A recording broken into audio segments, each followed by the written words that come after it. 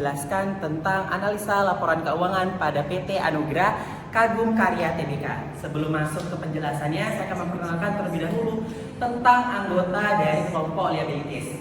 Pertama ada Silvi Saputri 2105 170182. Selanjutnya ada Arifan Naswa 2105 170198. Selanjutnya ada Muhammad Rangga Prima Zikra 2105 1702 11. Selanjutnya ada Fikri Ramadan 2105 170172. Dan selanjutnya ada Huzaimah Simatupang 2105 170178. Nah, kan kami dari kelompok liabilities, teman-teman. Apa sih itu liabilities? Selanjutnya akan dijelaskan oleh teman kelompok saya. Apa sih itu liabilities? Liabilities adalah kewajiban finansial atau utang yang dimiliki oleh seseorang, perusahaan atau organisasi terhadap pihak lain. Ini mencakup pinjaman biaya yang masih harus dibayar dan utang usaha. Liabilities adalah bagian penting dari akuntansi keuangan dan mencerminkan klaim terhadap aset suatu entitas. Selanjutnya kita akan masuk ke profil perusahaan. Berikut ini adalah profil perusahaan pada PT Anugrah Kagum Karya Utama Tbk. PT Anugrah Kagum Karya Utama Tbk didirikan pada tanggal 5 April 2001 dengan nama PT Aneka Kemasindo Utama yang bergerak dalam industri kemasan plastik dan bahan baku industri kemasan plastik. Kemudian pada tanggal 3 Oktober 2016 perusahaan mengubah nama menjadi PT Alam Karya Unggul Tbk.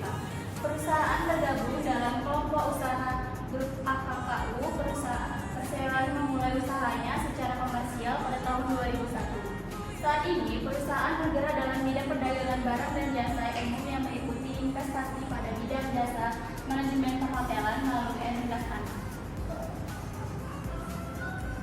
Selanjutnya adalah laporan neraca pada PT Kagum Karya Utama Tbk. Pada tahun 2021, pada laporan laba rugi pendapatan usaha mengalami penurunan dengan selisih minus 691.935.872 dan rasio sebesar 8,30% dan juga mengalami penurunan beban pokok pendapatan dengan selisih minus 3.903.438 dan rasio sebesar 3,88%. Pada laporan arus kas, pada tahun 2022 mengalami kenaikan yang berasal dari penerimaan kas dari pelanggan dengan selisih 1.941.105.868 dan rasio sebesar 1,95%. Penerimaan pajak penghasilan juga mengalami kenaikan dengan selisih 167.589.346 dan rasio sebesar 3,36%. Penerimaan bunga juga mengalami kenaikan dengan selisih 105.701.435 rasio sebesar 1,90%. Pada aktivitas pendanaan penerimaan penyerahan piutang berelasi mengalami kenaikan dengan selisih 1.059.706.835 dan rasio sebesar 1,16%.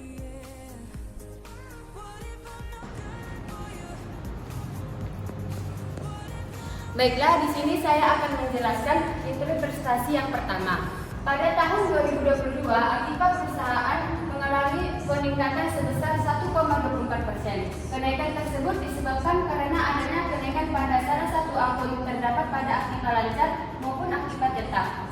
Seperti pada kas dan setara kas sebesar 9,80%, uang muka dan biaya dibayar muka sebesar 2,23%, pajak dibayar di muka sebesar 12,61,81%, dan pada piutang pihak berelasi sebesar 12,55%. Hal itu mengidentifikasikan bahwa pada tahun 2022 perusahaan telah memaksimalkan operasional untuk meningkatkan pejuang dari tahun sebelumnya.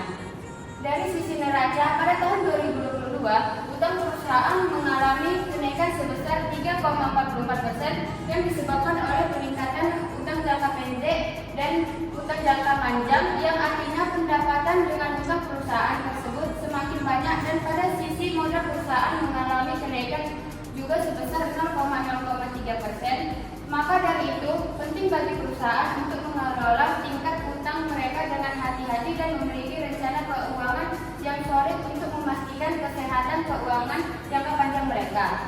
Selanjutnya akan dijelaskan oleh teman saya. Saya akan melanjutkan interpretasi dari teman saya. Dari data pada laporan laba rugi perusahaan PT Anugrah Kagum Utama Tbk pada tahun 2022, pendapatan penjualan dan laba komprehensif dari perusahaan mengalami penurunan pada bagian penjualan sebesar 730,45% dan untuk laba setelah pajaknya yang sebesar 91,45%. Hal ini menunjukkan bahwa perusahaan tidak dapat memanfaatkan peluang perusahaan dengan berdasarkan data tersebut. Dari sisi laba rugi juga dapat melakukan perluasan usaha. Hal ini tercermin dari peningkatan badan pokok penjualan 288,76% yang diperlukan untuk mendukung peningkatan penjualan lebih rendah dibandingkan peningkatan pendapatan 730,45%. Selanjutnya saya akan membahas interpretasi yang ketiga. Dari sisi arus kas pada tahun 2022 mendapatkan kenaikan yang berasal dari penerimaan kas sebesar 95,30%. Hal tersebut akan menambah pada keadaan posisi arus kas yang terdapat pada aset lancar dan pada penerimaan pajak penghasilannya yang mengalami kenaikan sebesar 236,49% serta penerimaan bunga sebesar 90,87%.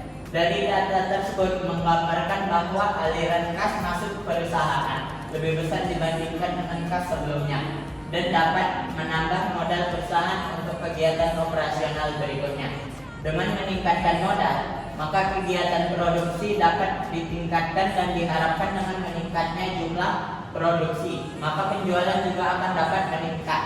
Pada aktivitas pendanaan pengeluaran kas pada tahun 2022 mengalami kenaikan sebesar 16,75%. Untuk membayar hutang, kas pada perusahaan semakin besar, dengan kata lain kas setara kas yang terdapat pada perusahaan tersebut kuat dan kegiatan operasional perusahaan dapat dikatakan baik. Hal tersebut sangat penting untuk melihat perusahaan sangat sehat dan mempunyai prospek di masa depan. Nah, teman-teman, selanjutnya kita masuk ke kesimpulan. Ada kesimpulannya, dengan seluruh data tersebut, keputusan perusahaan untuk melakukan perluasan usaha merupakan hal yang belum cukup tepat karena data tersebut menunjukkan perolehan laba yang menurun. Walaupun keputusan peningkatan perluasan usaha belum efektif dan efisien dilakukan, perusahaan bisa meningkatkan perolehan laba sehingga beban keuangan atau bunga yang harus ditanggung perusahaan tidak semakin berat dan membebani perusahaan di masa yang akan datang. Demikian dari kami, bila bisabil haq, wastabiqul khairat. Wassalamualaikum warahmatullahi wabarakatuh. Assalamualaikum warahmatullahi wabarakatuh. Saya Piki. Saya Rangga. Saya Silvi. Saya Wijaya Masnatupang. Saya Arifah Naswa. Sekian dari presentasi kami. Assalamualaikum Waalaikumsalam warahmatullahi wabarakatuh.